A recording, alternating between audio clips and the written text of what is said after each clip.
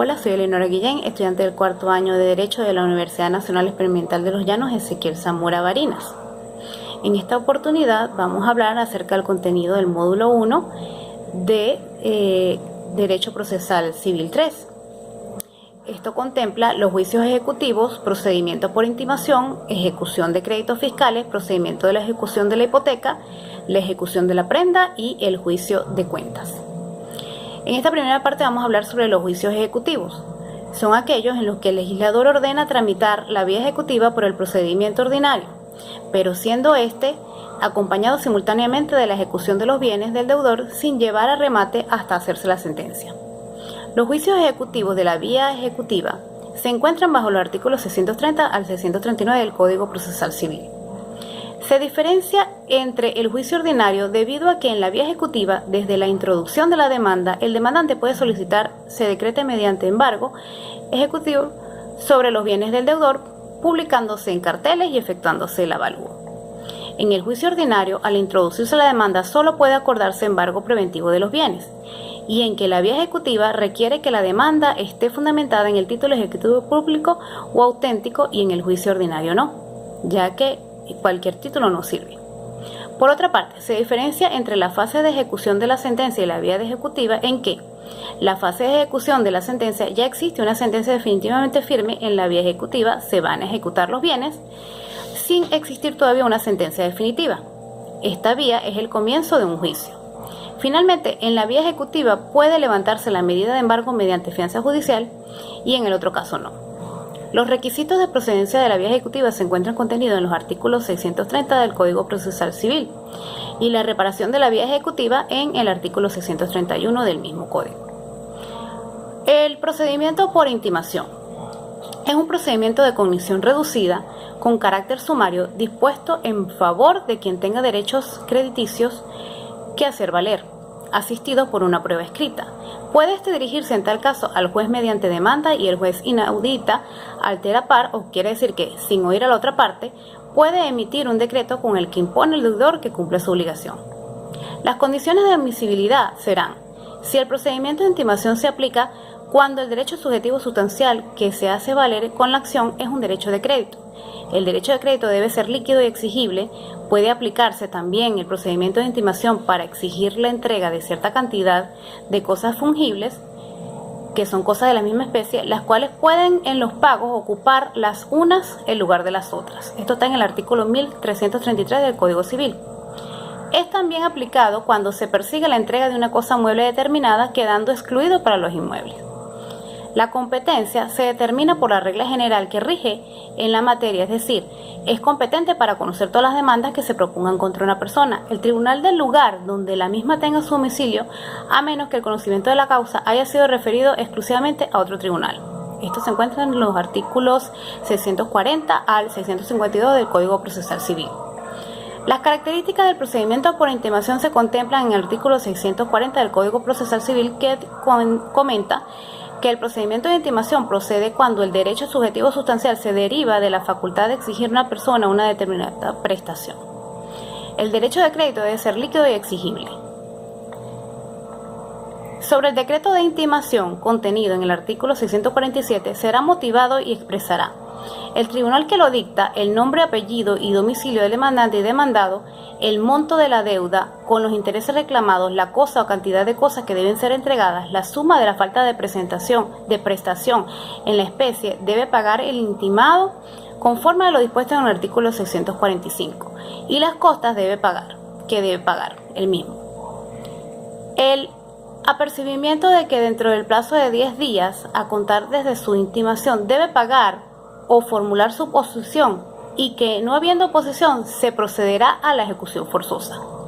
La situación personal en el artículo 118 del Código Procesal Civil y la oposición de intimado en el artículo 651. ¿Qué es la confesión ficta?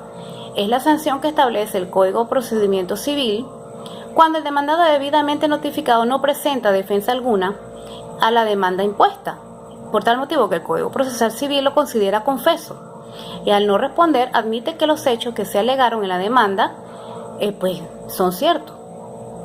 Esto está en el artículo 362 del Código Procesal Civil. Ejecución de créditos fiscales. Es la obligación fiscal determinada en cantidad líquida y debe pagarse en la fecha o dentro de los plazos señalados en las disposiciones respectivas. También se considera que son créditos fiscales los que tengan derecho a percibir al Estado o sus organismos descentralizados que provengan de contribuciones, de aprovechamiento o de sus accesorios, incluyendo los que deriven de la responsabilidad del Estado, tenga derecho a exigir de sus servidores públicos o de los particulares, así como aquellos en los cuales las leyes le dan ese carácter y al Estado tenga derecho de percibir la cuenta ajena. Esto está en el artículo 653 del Código Procesal Civil. Procedimiento de la ejecución de la hipoteca. Se encuentra consagrado en el artículo 660 del Código de Procedimiento Civil, cuando establece que la obligación de pagar una cantidad de dinero garantizada con hipoteca se hará efectiva mediante el procedimiento de ejecución de hipoteca estableciendo en el presente capítulo. El artículo 1215 del Código Civil expresa que si el deudor se ha hecho insolvente o por actos propios hubiera disminuido las seguridades otorgadas al acreedor para el cumplimiento de la obligación o no hubiera dado las garantías prometidas, no puede reclamar el beneficio del término o plazo. En cuanto a la solicitud de ejecución de la hipoteca, se encuentra en el artículo 661 del Código Procesal Civil y según el 340 del Código Procesal Civil. La oposición al procedimiento está en el artículo 663 y las cuestiones previas en el artículo 346 del mismo Código Procesal Civil. Los efectos de la hipoteca con relación a los terceros poseedores también se encuentran en los artículos 1899 al 1906 del Código Civil. La ejecución de la prenda. Es un contrato por el cual el deudor da a su acreedor una cosa mueble en seguridad del crédito, la que deberá restituirse al quedar extinta la obligación.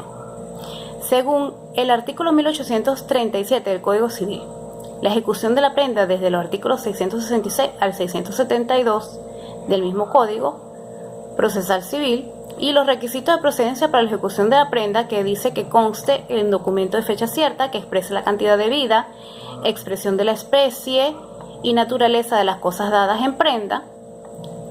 Entre la ejecución de la prenda dice que los requisitos formales y sustanciales de la solicitud, examen del juez, depósito del objeto de la prenda, poderes del juez a los fines de intimación, sustanciación del procedimiento, venta de la cosa dada en prenda, oposición de intimado y del tercero, requisitos para formular la oposición y decisión sobre la oposición.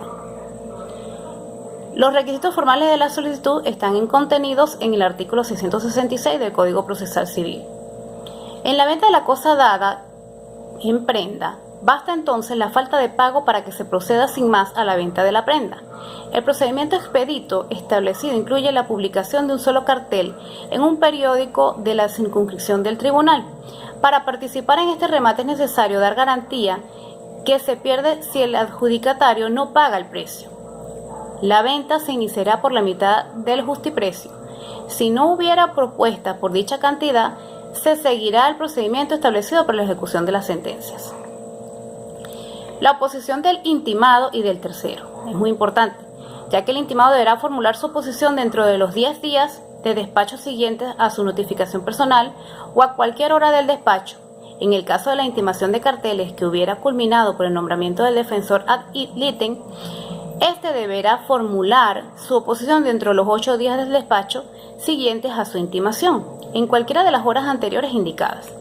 Si el intimado o el defensor en su caso no formulan oposición dentro de los plazos mencionados, no podrá ya realizarla y se procederá a la ejecución del decreto de intimación como sentencia definitivamente firme.